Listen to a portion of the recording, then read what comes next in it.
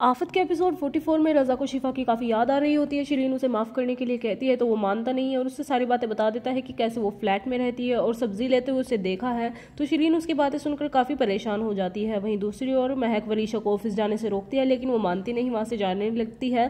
बीजान उसे नाश्ते के लिए कहती है लेकिन वो नाश्ता नहीं करती और मेहनुसा को कहती है, उससे पूछती है कि तुम्हारी इन्वेस्टर्स की मीटिंग कैसी रही। तो वरीशा उसे कहती है कि वहाज ने आपको नहीं बताया और जब मेहनुसा मना करती है तो वरीशा कहती है कि आप वहाज को बोलो कि मेरे मामलात से हमारे ऑफिस से बाहर रहे। वहीं दूसरी ओर बीजान उसके रवैये से काफ़ी परेशान होती है और मेहनुसा से उसे उसका रिश्ता देखने के लिए कहती है।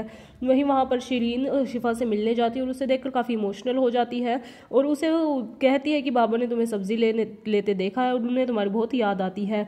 लेकिन शिफा उसे कहती है कि वो मुझसे मिले बगैर ही चले गए। लेकिन शिरीन उसे कहती है वो तुम्हें बहुत मिस करते हैं। शिफा ऐसे में कहती है कि मेरे सामने सबकी अना जीत गई है और मैं हार गई हूँ।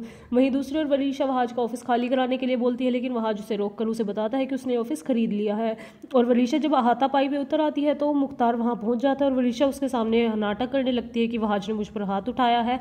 तो मुख्तार उसे डांटने लगता है लेकिन वहाज उसे कहते हैं कि आपको गलतफहमी हो गई है। लेकिन फिर भी वरीशा का इमोशनल नाटक नहीं रुकता। उसके बाद वहाज फ्रॉड की सारी बात मुख्तार को बताने लगता है और उसे ब्लैक पेपर भी दिखाता है कि आपने इस पर साइन किया है। तो वरीशा उसे कहती है कि ये झूठ बोल रहा है। ऐसे मुख्तार उसे कहता है कि तुमने मुझसे किसी पेपर पर साइन तो लिए थे। तो ऐसे में वहाज कहता है कि मैं किसी एम्प्लॉय को बुलाता हूँ, वो सब सच बताएगा जिसने सारी की सारी इन्वेस्टिगेशन उस कंपनी की थी। लेकिन वो एम्प्लॉय वहाँ कर झूठ बोल देता है और वहाज पर इल्ज़ाम लगा देता है कि वहाज ने उस एम्प्लॉय को पैसे दिए थे ये सब बोलने के लिए और वरीशा मैम पर झूठा इल्ज़ाम लगाने के लिए।